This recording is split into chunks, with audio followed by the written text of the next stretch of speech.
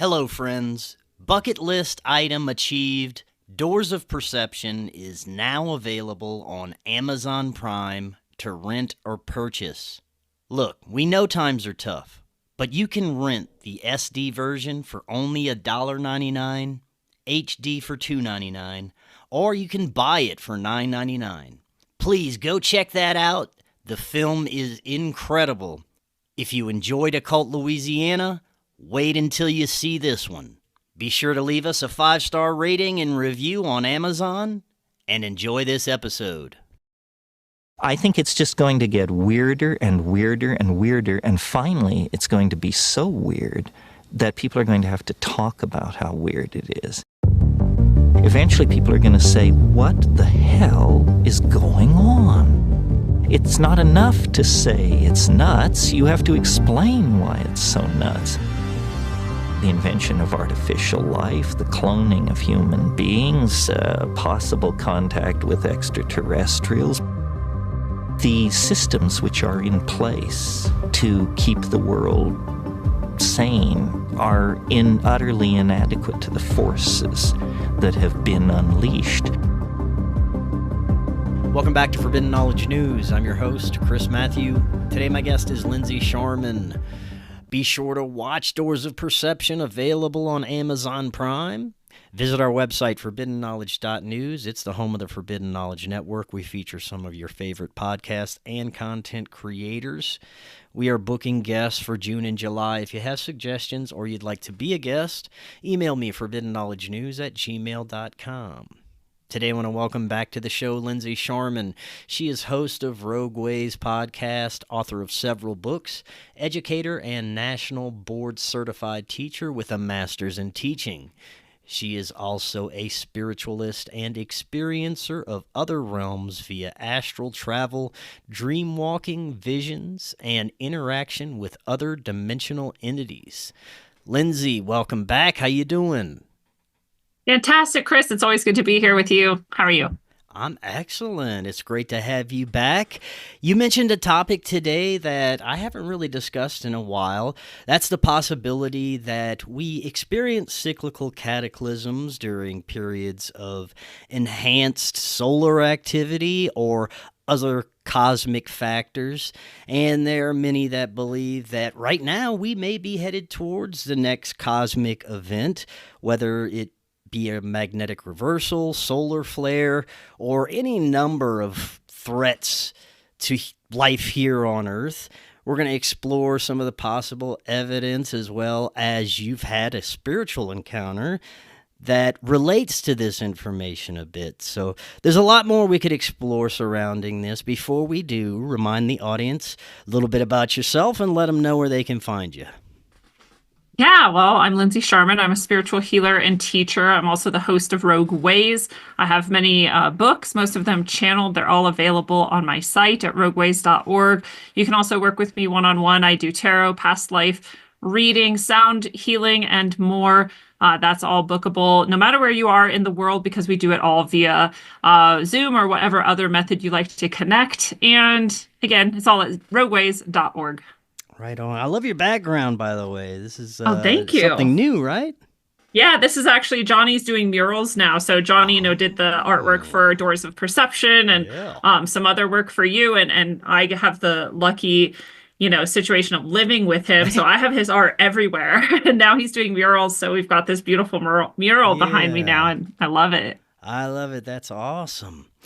So as it relates to our topic today, this is something, like I said, I used to cover this a lot. In fact, this is one of the big things that I started out covering on my show, on my early YouTube channel. It was about the possibility that we may be headed towards some kind of cataclysmic event. And I covered news events from around the world that may have been indicators of this: enhanced earthquake activity, strange weather, solar events, space events, things of that nature. And I really covered that a lot until it just began to get a little too doom and gloomy for me, and I laid off. There was many other things that were pressing that I wanted to look at, but every once in a while, it's important to revisit this because I do think there's something to it. There's too much evidence that we did have these recurring cyclical, possible extinction level events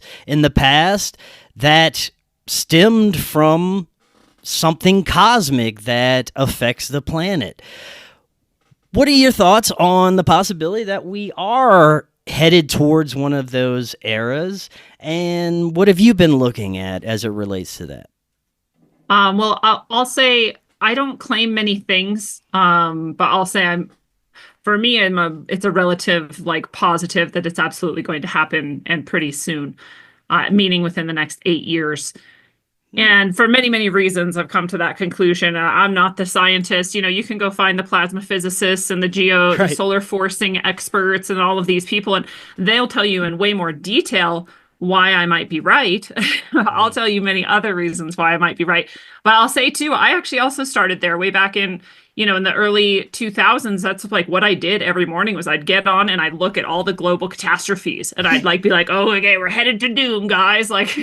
This was my thing. And, I was also into Graham Hancock and a lot of these people way back then. And they talk about, right, this is one of Graham Hancock's main things is that we've had this amnesia, right? He says we're a species with amnesia. We've forgotten our past civilizations. I don't know that he goes so much. I don't remember if he goes into why those civilizations ended or why we've forgotten them, but just the evidence that they exist. And, like you said, it's incontrovertible.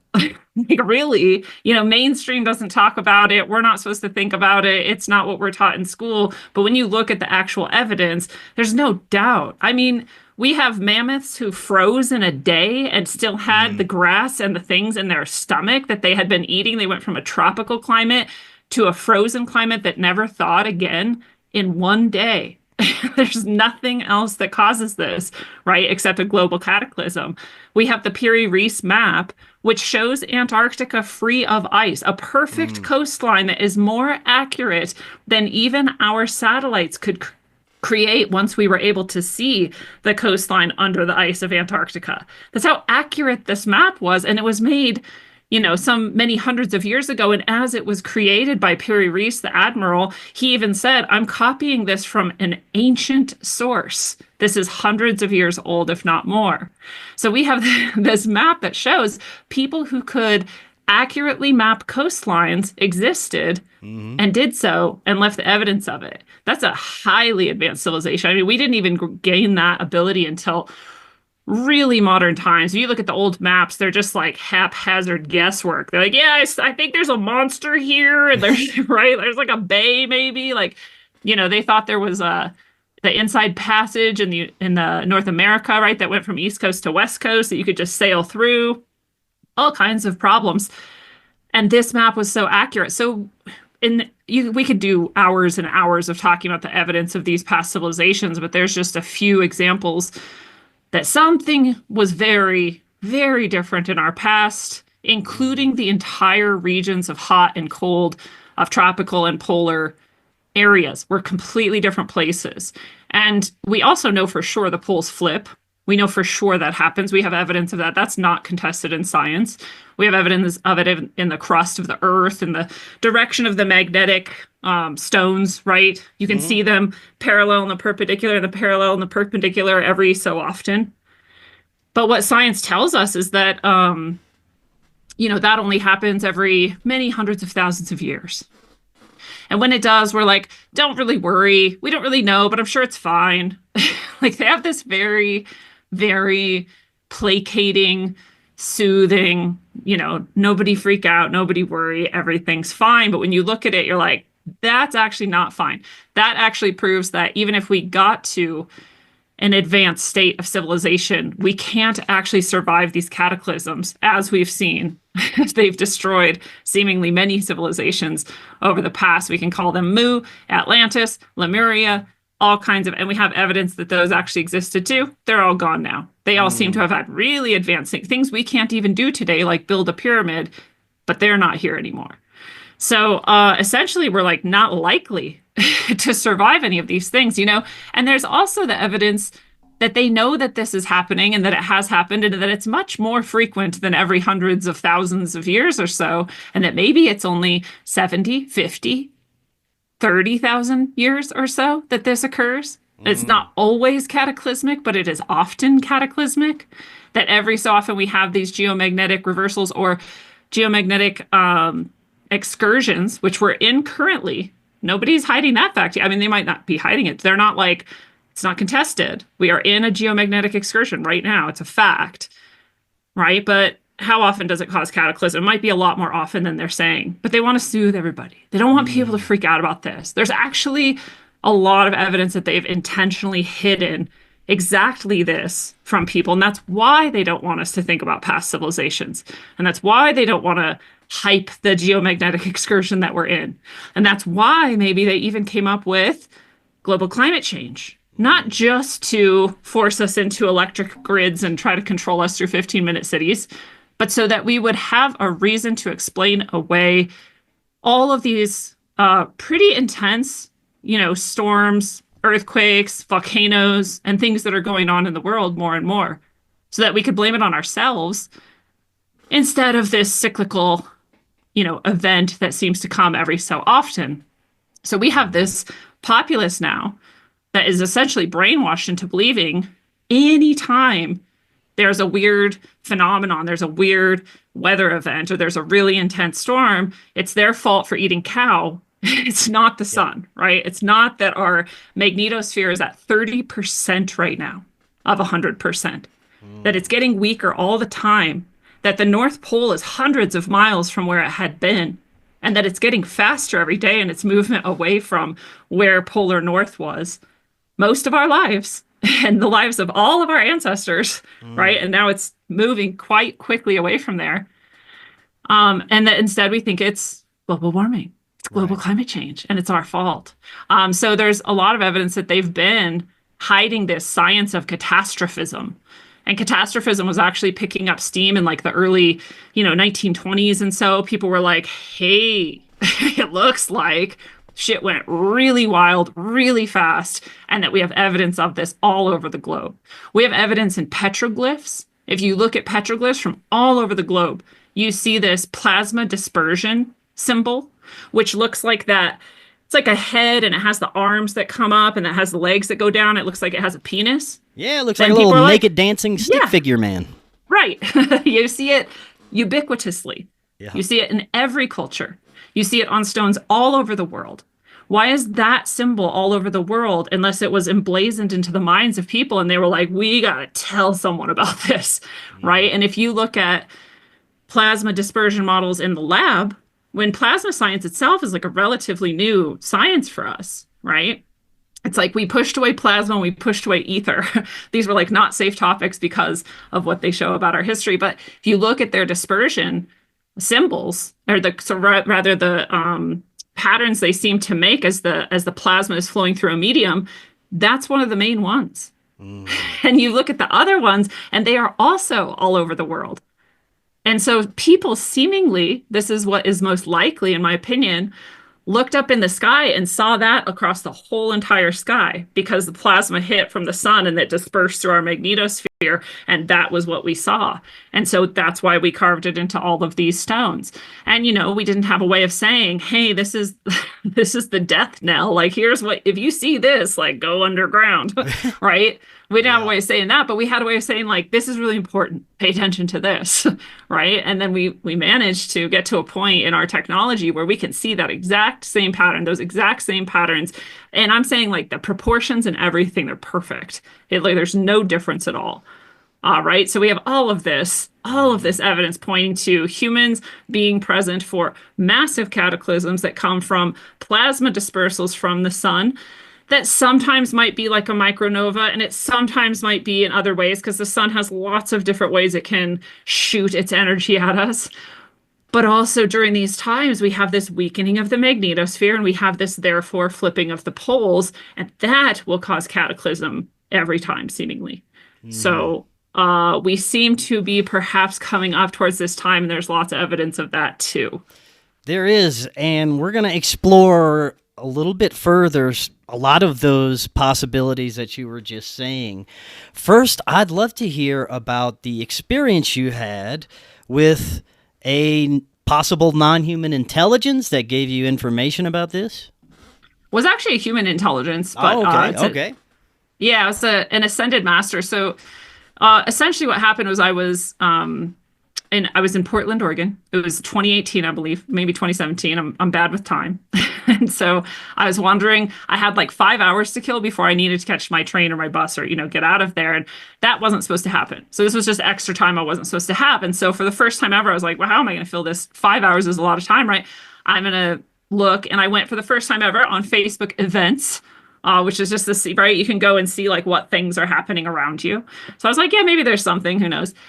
It's like midday. It's like 11 a.m. or something. And I look and there's this like spiritual expo. And it's literally a mile from where I'm standing with all my luggage and stuff. And I'm like, oh, I can roll my luggage a mile. Like that's easy.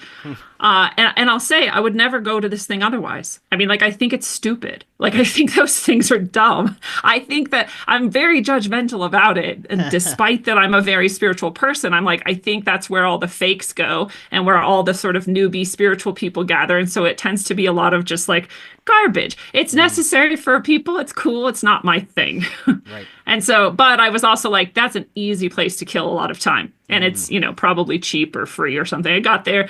I went inside. There was a little place to stow my stuff. I walk in. There's all these booths, there's all these people and everything. And pretty early, I'm drawn to this booth. And the guy, I love the guy because he's like not pretentious at all. All these people are often like, they're wearing like feathers and they're like trying to present themselves as spiritual instead of just being themselves, which I hate even more. But this guy's not. He's wearing like a dirty shirt. It's like not half tucked in. His hair's like ruffled. He's like 70 or something. I'm like, that guy's cool. Yeah. So I go over to his booth. I actually get this little orgone I'm wearing here, which was the first time I cared about orgone. And it's, another story. But when I walked up to his booth, he had a few books for sale, and then he had one book like behind him, sort of like on a seat or something. And I saw that book and I was like, whoa, because when I saw it, I remembered that I had dreamed of that exact book cover and picking that book up the night before. But I hadn't remembered the dream until that moment when I saw the book cover and it spurred the memory. And I was like, wow, I've never seen this book in my life, but I dreamt of it in a dream. And there it was sitting behind him. And he heard me say, whoa, and step back. And he said, what? And I was like, oh, nothing. It's crazy. He's like, I love crazy. Tell me. I was like, well, that book behind you, I actually dreamt of it last night. He's like, oh, it's for you. And he picks it up and hands it to me. And I was like, oh, I don't want to buy stuff. I'm like getting on a train or whatever. And I'm leaving. I don't really want to weigh myself down. He's like, no, it's free. Just take it. It's for you. I was told to bring this book and that somebody would need it. And it's yours. Yeah. And I was like, that's weird. Like, this is weird that you were told to bring it. I had a dream about it. Clearly, there's something in this book that I need. Crazy, right? Like, thank you, I guess. Like, this is weird. Yeah. He's like, by the way, you should come to my talk. It's in like a half an hour if you're still going to be around, and it's on reflexology. And I was like, sure. Like, again, I'm trying to kill time. So I'm like, I'll come to an hour-long talk. Reflexology is where you press on acupuncture points and you can relieve various symptoms in your body. And, it's based on the concept that your body is all interconnected and you can heal yourself of everything. And so I was vaguely familiar with it already, but I was like, yeah, I'll go to this talk. This guy's awesome. He's just like, again, no pretense. Like, apparently we're connected if he brought me this book and didn't know it was for me. And I came to get the book and didn't know that it was there, right? So I'll go to this talk. So I go to his talk after a few other things and whatever. And I get there and said, like, I don't know, maybe 20 people in this room. And he's going to give a talk on reflexology. He starts talking, we're like 20, 30 minutes in. And all of a sudden I see this light bulb pop through the wall. And I have seen this a million times in my life. Like, I've been connecting with these beings since I was a teenager. Like, this is not surprising to me in and of itself, but it's never happened to me in public.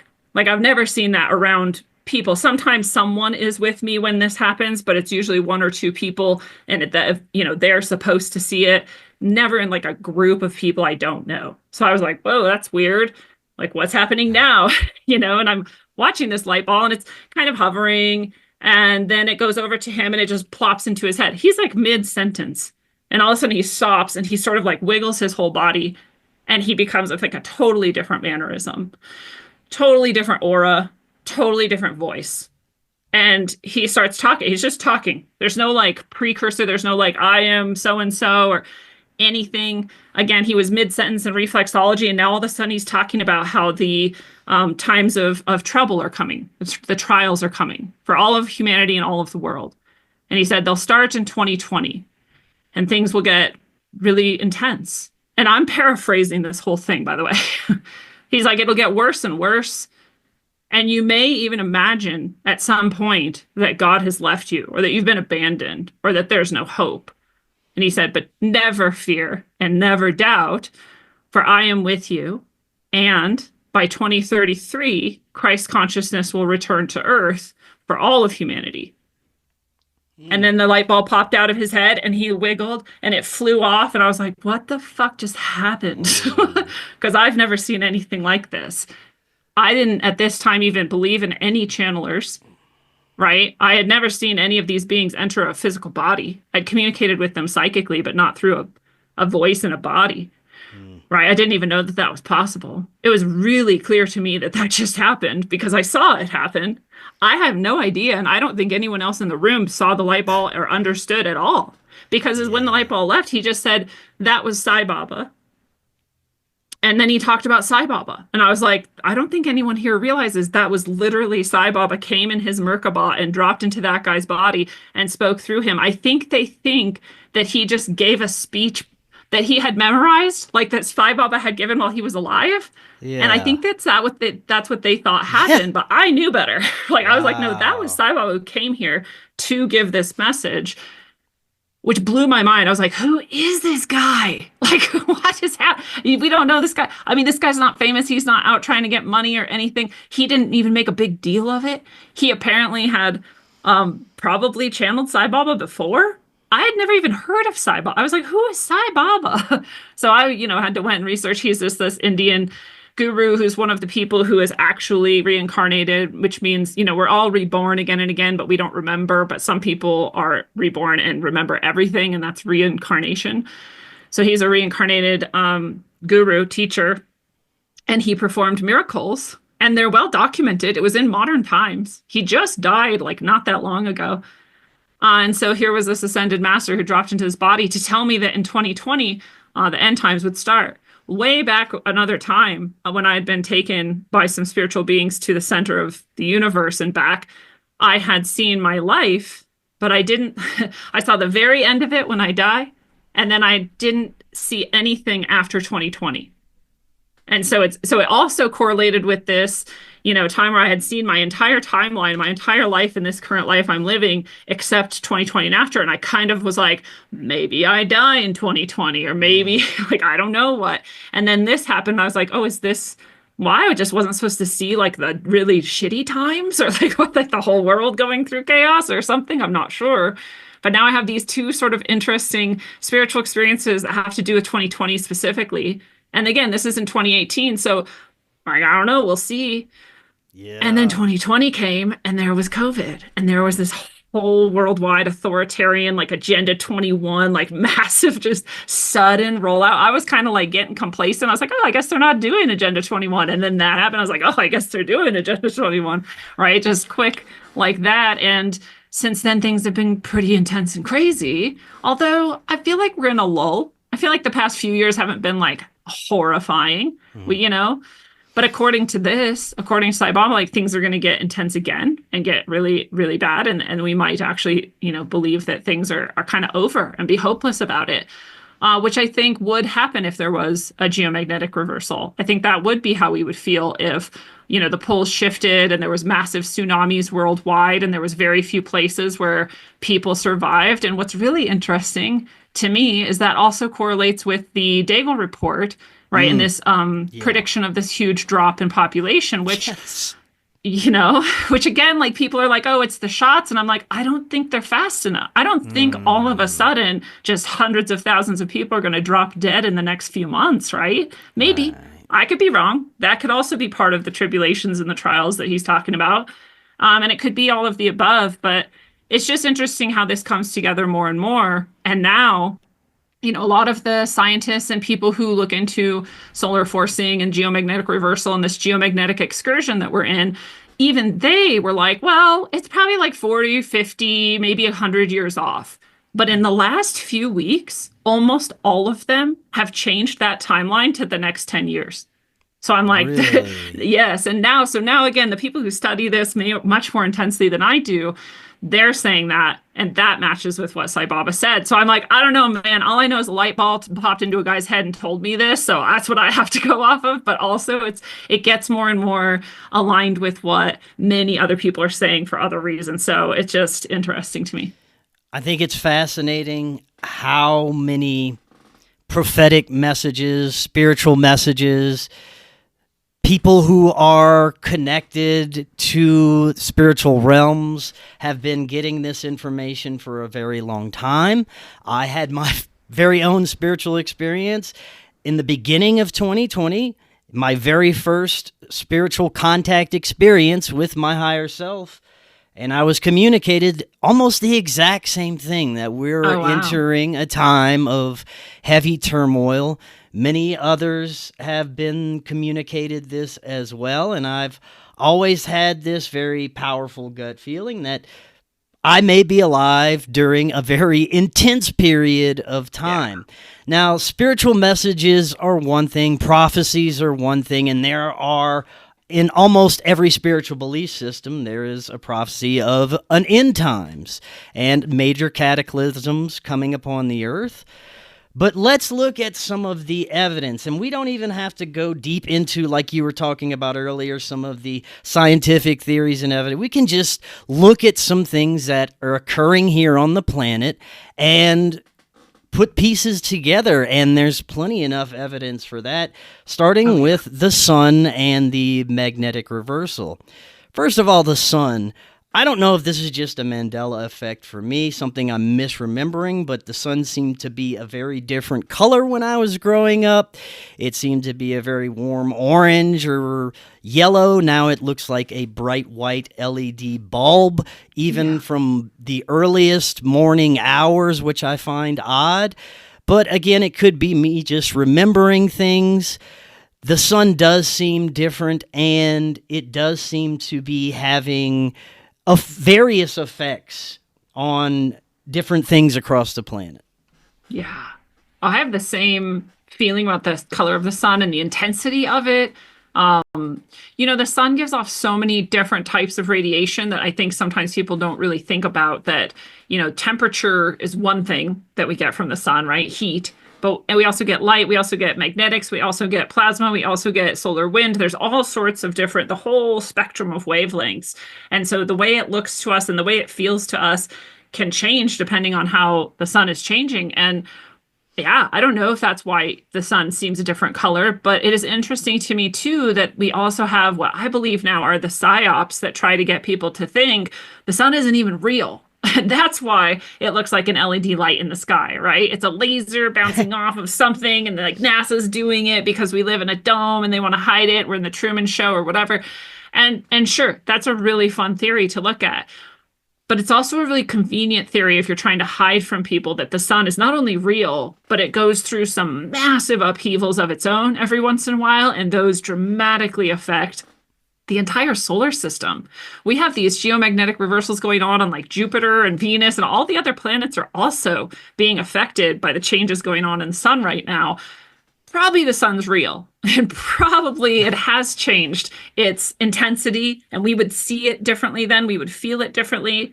I don't know about you, but I go outside sometimes now and I'm like, it's not, maybe it's like 60 degrees, but my skin is burning. Yes. Right? Yeah. Like the sun is crazy. It's different.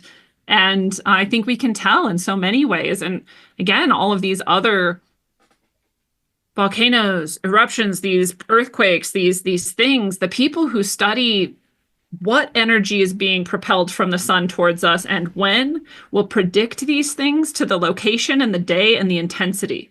They'll be like, in this region, there's going to be a 6.0 earthquake on this day, and then it'll happen. And they've been doing this for years. And they're heavily suppressed. Because again, if you see that that's accurate, that's science, it's repeatable, then now you know that these things are driven by the sun and not humans. And then you also will eventually make the leap to understanding, therefore the sun causes cyclical cataclysm. right? Right. And so they don't want people to think about this. So they heavily suppress that information. But you can go follow people like Dutch Sense or Suspicious Observer or some other people, and they will tell you when the earthquakes are going to be and where they're going to be. And it's like that's too accurate to dismiss, right? This is very interesting because there's a lot of people that are new to the truther, conspiracy, paranormal, spiritual space, and they look into this stuff now, and it's really difficult to find good information. Everything's Yes. convoluted, and there's misinformation everywhere. But back in 2000, from 2013 to 2016 is when I was really looking into this stuff, and there was no censorship like there is now. You could Right. find these articles about these things happening much easier. And I remember looking at the magnetic reversal possibilities and how the magnetic field was quickly moving towards Siberia. I forget the rate of how many miles per hour, but it was pretty quickly. And over those few years, I would see how fast it was moving. And there was speculation of whether it would pass a certain point, whether we would have a full reversal, a pole flip. None of the scientists really knew for sure. There's a lot of speculation, but apparently this thing is just still moving, and we have no idea what the effects are going to be from that. No, but what we know is that our magnetosphere, again, is at 30% of 100. Our magnetosphere is there to protect us from the solar radiation of various levels. And so when it weakens that much, and then the sun is in this phase too, where it is popping off. I mean, it is intense. It's in a cycle where it is like just shooting out coronal mass ejections. It has huge coronal holes. A couple weeks ago, more than half the sun was a coronal hole. They had never even seen that before. Ever in the history of watching the sun. So like this is crazy, right? And they don't talk about it because they don't know what it's going to do or what's going to happen, right? But the magnetosphere is so weak and the sun's doing all these crazy things that are just intense. And we have these events like this last week where all of Spain, all of Portugal, and half of France, they lost electricity all at once at one moment. Entire nations and giant cities, not a drop of electricity, none, not solar, not wind, not anything. And instantly, so one bit of truth got out at first, and it was that the people who were monitoring their electric grids in those areas were like some sort of rare atmospheric event occurred. We got that for like half of a day, and then all the propaganda came out, and it was like, oh, it's the green energy grid because all of Spain had green energy. Okay, but Portugal didn't and France didn't. And then they're like, oh, it's this mismanagement of funds and all of the infrastructure is down. Well, you just told me they updated everything to green energy in one of those places. So that's updated grid, updated infrastructure. Like, which one is it? They have to tell you these things because otherwise you'll think, wow, what caused the electricity to go out in 3 countries at once? Yeah. None of them share a grid. It's not one grid. It's not one country. It's a region. And that happens when the sun gets through the magnetosphere. Its energy gets through the magnetosphere and hits us. And our electric grid can't handle that. It's not made to withstand this. We could have made it that way, but we didn't. And so, if this continues to happen, we're going to continue to see earthquakes, volcanoes, and large electric outages. And if a major event happens, like that plasma, if we see that man in the sky with his penis and he's just up there, like plasma incursion is happening at that level, there will be no electricity in the whole planet. We probably won't get the grids back up ever again. And possibly that will also be a moment of pole shift completion, where that fast moving magnetic pole will be in a totally different location. Huge tsunamis would occur because it would move all the water in the whole world at once. And we would have different regions of tropical and polar. There'd be a totally different weather system wherever you were at if you survived it all. No electricity, totally different weather, possible mass tsunamis. I mean, this would be probably not an extinction event, but another sort of cyclical reset. Well, depending on who I've talked to over the years, what they've been researching, I've heard a couple of different possibilities with the magnetic reversal. First, that if it would just be a magnetic field reversal, it would be bad enough. It would knock out all of our electronics and power and technology, and we'd be back in the 1800s in a heartbeat, and that would cause enough problems. But there's also the possibility that if it would be strong enough, the entire Earth would tilt with it, and that's where the tsunamis and all the other huge problems would arise, right? Yes. Yep. It's like if you thought of the crust of the Earth floating sort of on a layer of magma, and this polar reversal happens and the crust sort of slips. And that's why the water and the oceans would all slosh around and move, right? And it's going at like an angle to itself. It's not like I don't know how to explain that. It's going like 90 degrees, most likely, not 180. So that's, for whatever reason, that seems to, in people's minds, possibly cause even more jostling of the water, the oceans everywhere. And again, depending on where the pole ends up, that's then going to kind of move to a sort of north-south with maybe a tilt like we have now. But that's a totally different rearrangement of the planet. And again, this could change even the way we see the stars in the sky. That is also recorded in history, where we have like varying different pole stars and varying different, possibly some of at least the what are they called? Like the astrological signs on the ecliptic that we see, like Sagittarius and Cancer. And anyways, the ecliptic line of all of these star clusters that I can't think of the name of right now, those would be different too, possibly. So, I mean, it's hard to even imagine. But again, we seem to have evidence of it multiple times throughout history. Humans always somehow survive. And it's also possible this doesn't cause just like this extremely horrible, like everything ends and there's only a few humans left. And like we try to remember again and we, have yet another example of being a species with amnesia and we try to rebuild and move forward. It could just cause some chaos, some cataclysm and, really kind of maybe even large loss of life, but we do still remain with some of our technology. We do still have enough people left to sort of rebuild and remember. It doesn't have to be this total end game scenario. What it would do, though, at the very least, is it would awaken people, right? And not necessarily because it's like this absolutely spiritual occurrence for everyone, but at the very least, you would have to acknowledge, I live in a much larger universe than I previously thought. And I'm affected by things that are far beyond me and my control. And previously I was only thinking about like Louis Vuitton and like which car I wanted. But now I have to contend with like, there's a sun that can kill me at any time. There's a sun that controls my entire planet. There's a universe beyond that might be part of this, because that's the other thing they're finding is we also have these galactic current sheets, right? And this plasma physics goes far beyond our solar system. And that part of what might be activating the sun in this way is this energy that comes sometimes from much further out in space in our our galactic system of the Milky Way.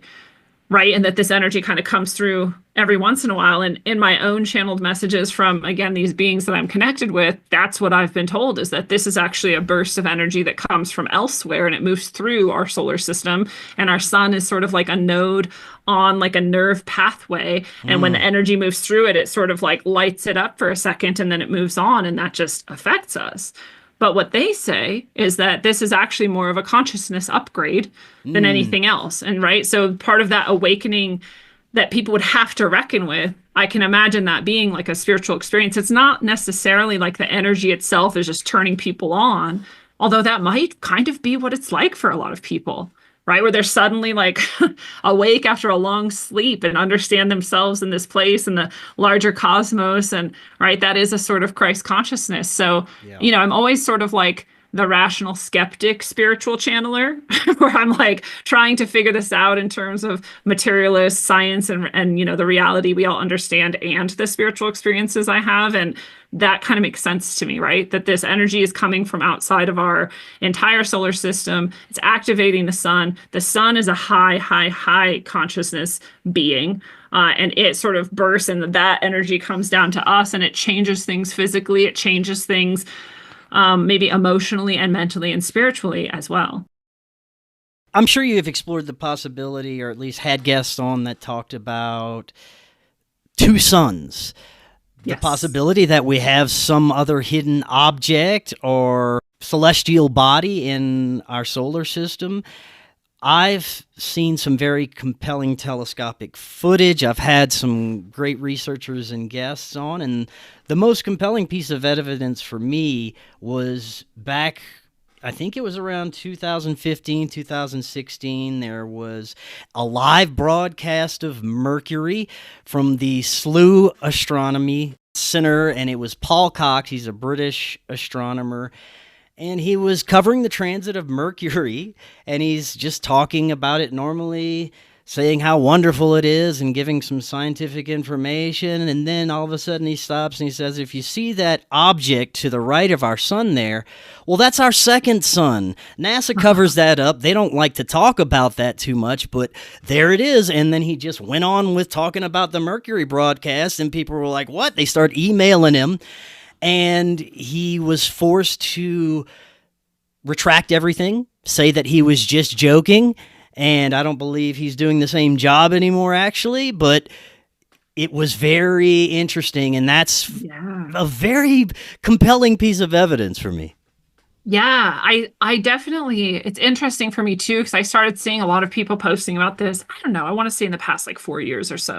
And maybe it was popular before then, and I just sort of saw more and more of it since then. But a lot of stuff people post, I'm like, well, that's fake, right? Or that's lens flares. Or this is, yeah. And so I kind of was like, eh. But then I've seen some things that I'm like, wait a second, like what actually is that? Right. So there's some really good stuff out there. I'd love to see the video you're talking about. And I wonder, I'm glad this is the most interesting part. It's scrubbed from everywhere. You can find it. It's on YouTube, but unfortunately, it is a video of someone taking a video of another video from their camera phone, and everything else is scrubbed from the internet. I remember back in 2016, you could find the original broadcast of the transit of Mercury with Paul Cox talking about it in beautiful color. And now it's just, you can barely understand what's happening in the video because it's from a cell phone, from a computer, and it's awful. But it's awful. Crazy. This is what we've seen too, right? All these things suppressed. If you go right now and you search, is this geomagnetic excursion causing climate disruption or power outages? The first thing you see is NASA saying the geomagnetic excursion happens from time to time, but there's no evidence that it will cause any sort of disruption or any sort of climate issues. And you're like, well, that's convenient for you to say. But at the same time, there's people like Doug Vogt, who I had on the show a couple times before he actually passed away not too long ago. But his whole body of work is documenting these exact types of cataclysms and the evidence for them and just exactly when they were going to happen. Again, he's one of the people who's saying probably more like another 100 years from now or so. And we might still have time to prepare. And now for me and for a lot of people, that's been pulled a lot closer. And then that maybe the next 8 years or so.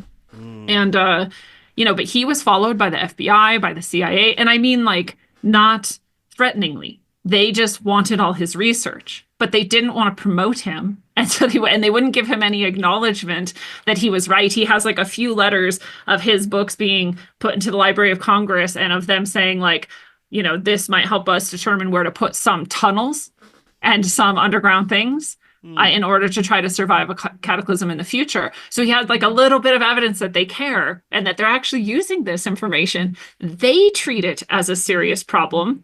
They just don't advertise it, and they don't want people to find it, and they don't want people to freak out, right? They don't want people to just say, oh, I don't have to pay any of my bills because the world's ending in 8 years. And like, I don't have to care about this or that. And right.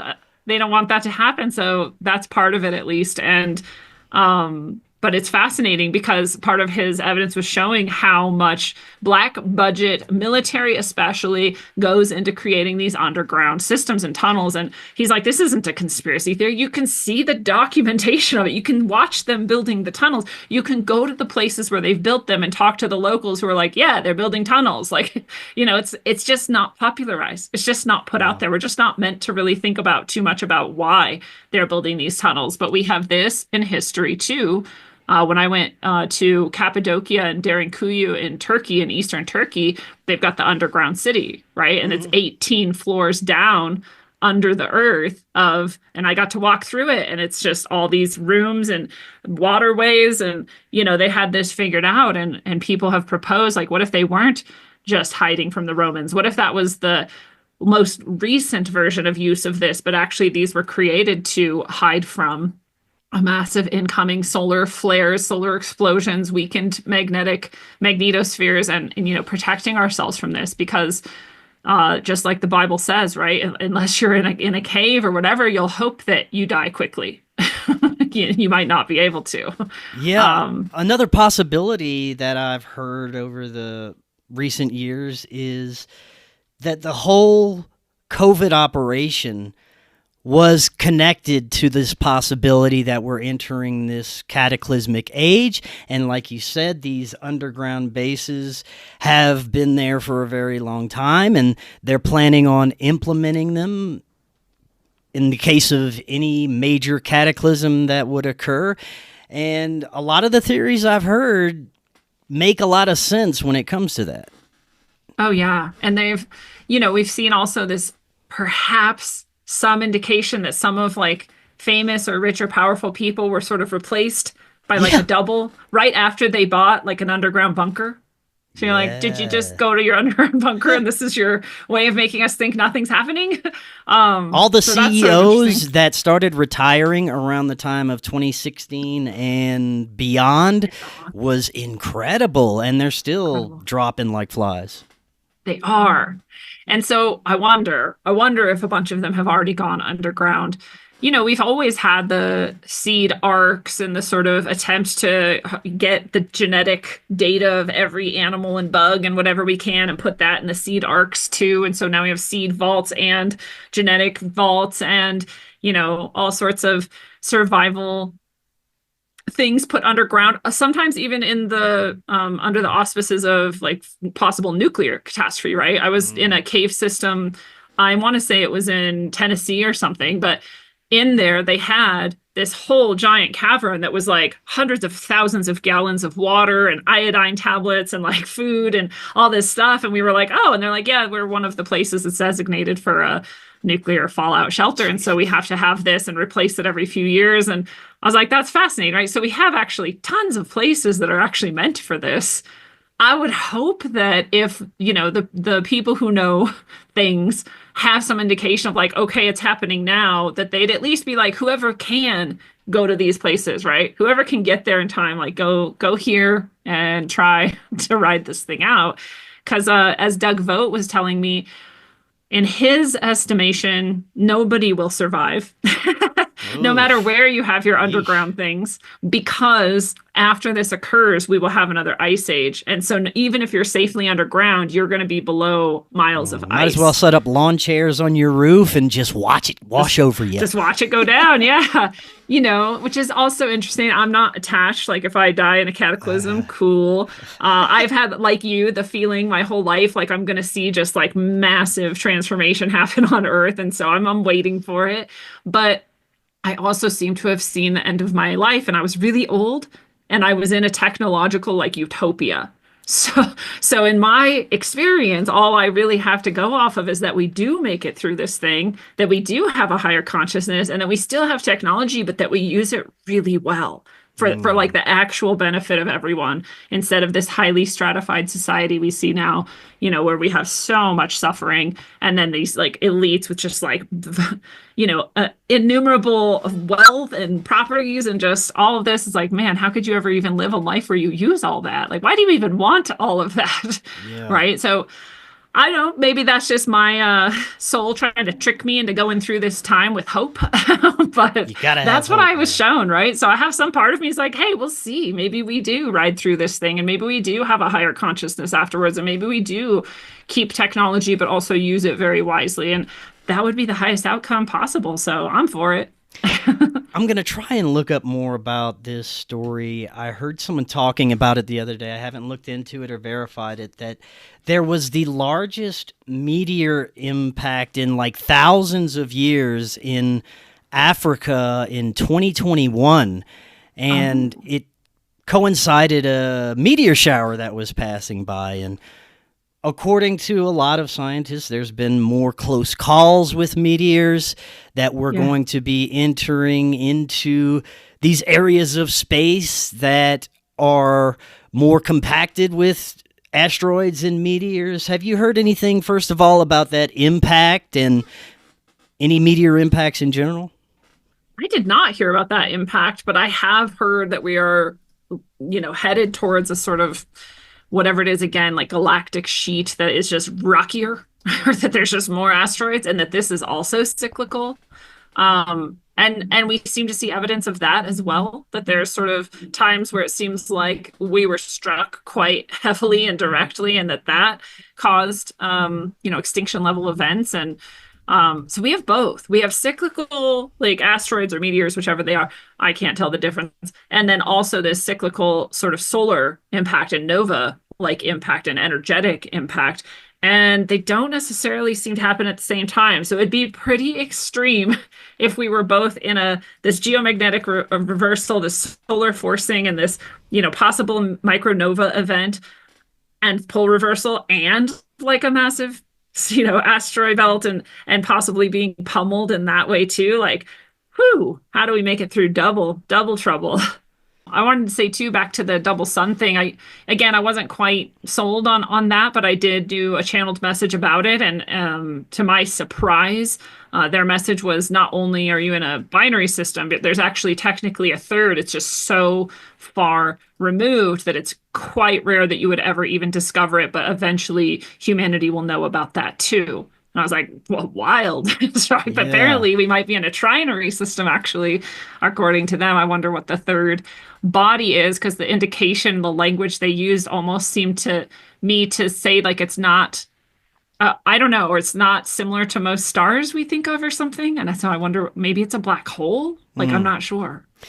There's also plenty of spiritual experiencers and people who have had similar messages over the years that I've talked to that claim that we do still have a chance to alter the timeline that we're on, possibly divert ourselves from complete annihilation. What do you think about that? Yeah, there's even the possibility, again, if I'm trying to interpret these channeled messages, I get that we, in a way, sort of split. Which again, I hate. I hate that all the New Age people seem to perhaps have been right about so many things. But again, I'm a judgmental person. I think that perhaps this is why they like to channel through me, is because I'm like, you're full of bullshit. Like, I just don't just flat out believe them necessarily. But that maybe there's some sort of split, and that some of us go towards that, like I was describing, this like Christ consciousness and like technology, but in a utopian sort of way, and there's like much higher level society, and that some people don't. Or maybe we could look at the Hopi prophecy, and the ant people will save some of us. Who knows? Yeah.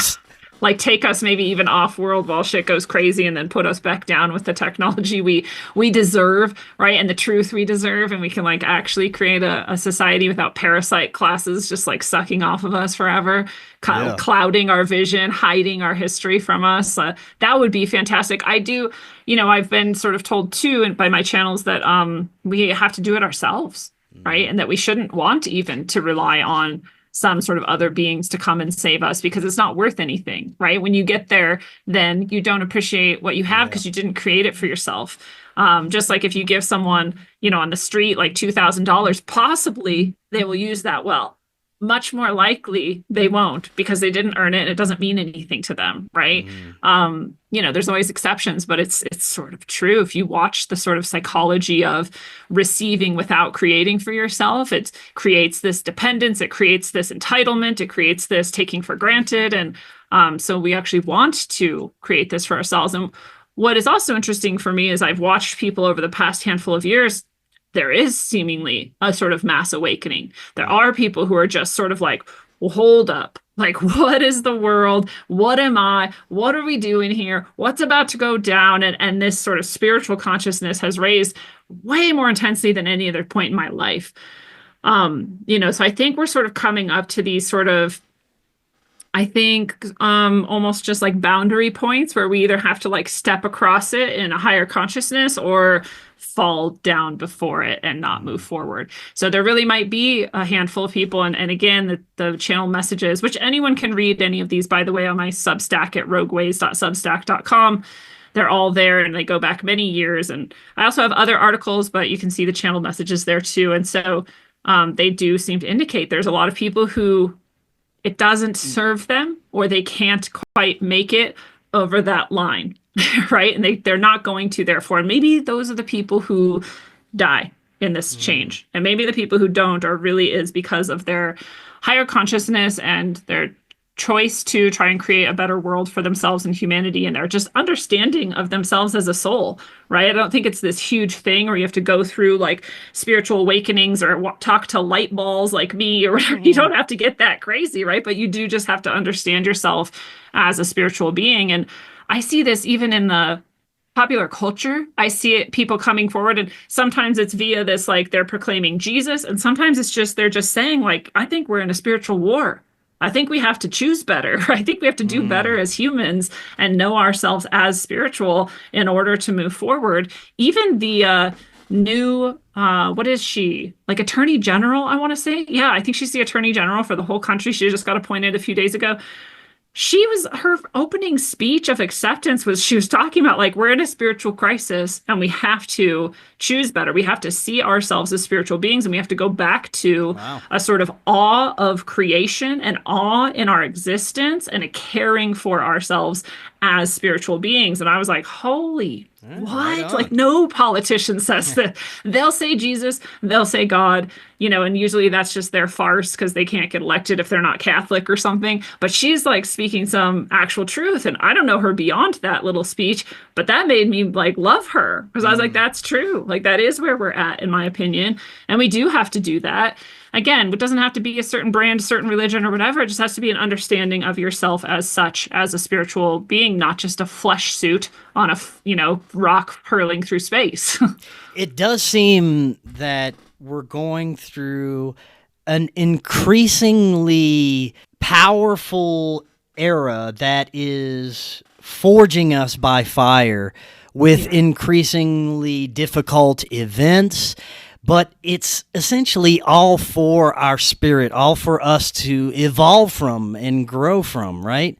And Absolutely. While we're talking about people awakening, I've noticed tons of people awakening. I've also noticed, like you said, there's a plateau, and there's some people who may never reach that point. But something very interesting that I have noticed, and many others, is the animals on the planet. They also seem to be awakening and becoming more intelligent and communicating better. I've heard more talking dogs and cats recently than I've ever heard in my life. If you think back to like the 30s, 40s, and 50s, how many skateboarding dogs did you used to see then? It's pretty crazy what we're seeing animals do. Maybe it's just me, but have you noticed this? I have noticed this. I'm so glad you said this, because I've been like tripping out. I'm like, these dogs can talk with English language in full sentences, comprehending past and future, comprehending like where people are elsewhere in the world. Yeah. Crazy. I saw a dog who has conversations about the weather and tomorrow and yesterday and seasons and all sorts of stuff with those little buttons, just press buttons that say words, right? And they asked their mom, why? This dog's name is Bunny. They said, why am I Bunny and you are a human? And I was like, oh my God. That dog just had a psychic awakening where it realized, yeah, why am I a dog and you're a person? What is the difference between us? Like, what are we, And I'm like, dude, people don't even do that. People don't even get to that point where they're like, what am I? And this dog's doing it. And I think we all maybe, or many of us, can think back to like a specific pet we've had that had like really high awareness. It like knew what you were thinking. It knew what you were feeling. It knew how to respond and what you needed. And like, that's just increasing for sure. And people's awareness of it too, right? Where they see like, oh, this animal is conscious. This animal is sentient. Like, why would I treat this animal as anything but like another person, basically? Yeah. Something else along those lines. Have you listened to the telepathy tapes yet? I don't know what that is. Okay, this is something, homework for you. Yeah. Any podcast player, look for the telepathy tapes. My audience is probably sick of me talking about this, but I think the lady's name is Kai something. She had put together everything. She put together a scientific team, researchers, and the study is done on young children and adults with nonverbal autism, and they are all incredibly not only telepathic, they have these incredible consciousness abilities, they can read people's minds, they can communicate with spirit and beings, and they're incredibly spiritual, and this is just now starting to be discovered. They're doing all these studies, and this lady Kai put together a whole podcast series. She's doing a documentary series next on it, and it is the most incredible things that I have ever heard. They put it to the test scientifically over and over again, repeatable almost 100% of the time. Every time, these kids are mind-blowingly telepathic, and I highly recommend you and the audience go listen to it. But it seems that there is an increasing amount of not only people with nonverbal autism that for whatever reason are appearing on the planet right now, but these children seem to have these messages of urgency coming from them as well, which I find interesting. That correlates to the conversation. Very interesting stuff. Yeah. Well, I'm not even slightly surprised. And the New Agers were right again. They're like, the indigo children are coming, and here they are apparently. So, Right. they were right again. But I said this decades ago because I used to work almost, I work with all students as a teacher, but I also had a sort of specialty with students with autism. And so I would often work with them one-on-one. I was hired often to work ongoing outside of school with some of my students. I worked with the longest was 4 years. I lived part-time with a woman with, autism and Down syndrome, which is super rare actually.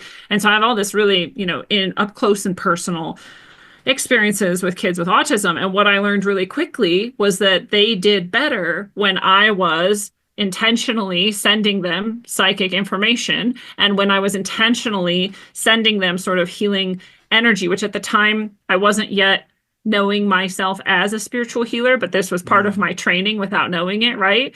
So if I would sort of feel soothing in my heart and sort of just wish for it to go to their field, they would become soothed.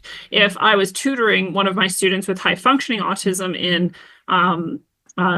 in calculus, and she'd get really frustrated, even though a lot of autistic people have really good math skills, it was really frustrating for her. And she'd get really frustrated, and then I would just send to her, like, it's like this. You add this and this and divide that and da-da-da. And then she'd just go, oh, and then she'd just do it. And we didn't say anything, right? But if I tried to tell her verbally, it would just sort of like, and frustrate her. But if I just sent it psychically and imagined it happening and just sent that to her, then she would get it. So a long time ago, I was like, all people with autism are psychic. Like all of them need people who understand that you have to send messages and you have to send the right energy so that they can be at peace. And if you imagine, we're actually all like that. They're just sort of the canary in the coal mine. Yes. So we're maybe denser than they are. It's not as easy for us, but they're showing us the frustration of a world that doesn't acknowledge that we affect each other with our mind and with our emotions, right? Our energy fields and our information fields affect one another. We're like dead to that, but they are like the ones who are like showing us, yeah, this is really frustrating. The way you do things, the light here, the scents that are here, the textures that are here, they're all bad. Like I need soothing, I need other things. And actually you do too. You just don't know it. Right. And the lady's name is Kai Dickens. I remembered about that. The way that they describe their state of being is that they are light bodies trapped in this physical human form, and the physical human form doesn't connect with the light body and work properly.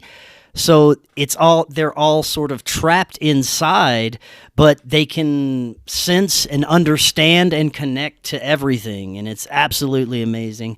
Highly recommend that. Now, last few minutes, getting back to the possibility that we're heading towards some funky stuff in the future.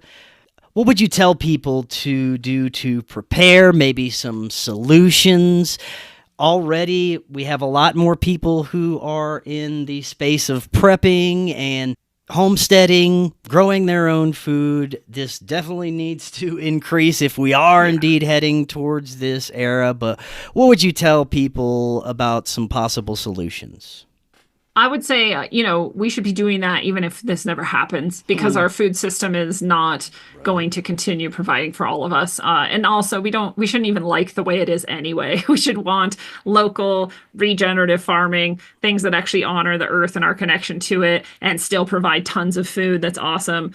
We could do this really easily if just a few people in any given area do some regenerative farming. We all have enough food. We don't have to rely on Tyson to have some, multi-decker like slave chickens or whatever they do over there. And, we can do it ourselves much better. So we should, I think, do that either way.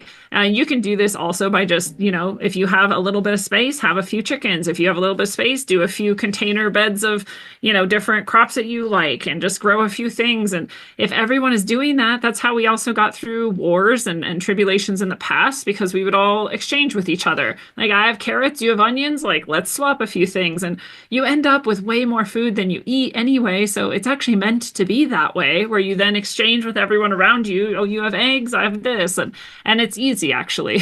It's way easier than people think to grow things and to have a few chickens. Or rabbits are also really good for meat, etc. So I think that's just smart either way. As far as sort of prepping stuff goes otherwise, I think it's just smart to have a few months worth of food and an ability to have water during any given time where you might not have access to a grid or a water system. So for me, I know where my nearby like rivers and streams are. And so if I was out of water, I would take some containers there and get some. I have a Berkey filter to filter it then, and I have a way to drink water even if there's no electricity and my faucets aren't running, right? And so again, I personally wouldn't want to live like that for very long. I'm not going to prep for more than a few months, because if after that things are still awful, I'm probably just going to die. That's okay. Other people want to go for years, like, you go for it. I've got bullets in case we need to hunt or, protect ourselves and some things like that. And I think that's smart too. So a little bit of first aid stuff that's smart, like iodine, all those things I think are just smart to have. I mean, look at, again, that power outage that was in Spain, Portugal, and France is quite likely to happen again, even if larger catastrophe doesn't. So if a grid goes down, and they at first were saying we might not even have this on for a week, if you're in a city and there's no electricity for a week, what are you going to do, right? So to have at least enough to get you through something like that is smart. And then, otherwise, again, I think this is a spiritual experience we're having. I think that it's an asking us to rise up in our consciousness. I think that that's not as weird or scary as people think it needs to be. It really is just recognizing yourself as such, recognizing yourself as a spiritual being, recognizing that you've lived many times before and you're going to live again after this. You don't just die and go into nothing, and that everything in the universe is connected, that there are light ball beings that bop around, and that there are miracles that occur. And this has been documented all throughout history. And that in that sense, we are a part of something much larger than we might think. And we're also supported through this by much more than we might think. And again, it doesn't require you to adopt a specific religion or brand of thinking to do this. The spiritual ancestors I talk to have come from many religions, but they're all together in this. They don't give a shit what religion is existing, right? Especially if it's doing harm, but just to have some sort of vehicle to connect with, what you can call the light or source or God or what's larger than you or just your soul. It doesn't matter which brand you choose to do that. You can just do it in your own way. You don't even need a brand at all. So I think that's just important for wellness, again, even if we weren't going into this. But I do think that that's going to assist people as they move through this. As Terence McKenna said, things are going to get weirder until they become unrecognizable. And in those moments, you have to just let go and trust and have some kind of faith in yourself as an indestructible soul and let everything else ride it out. I love it. That's a great note to end on. Lindsey, thank you so much for coming back on. Before you go, let everyone know where they can find all your content.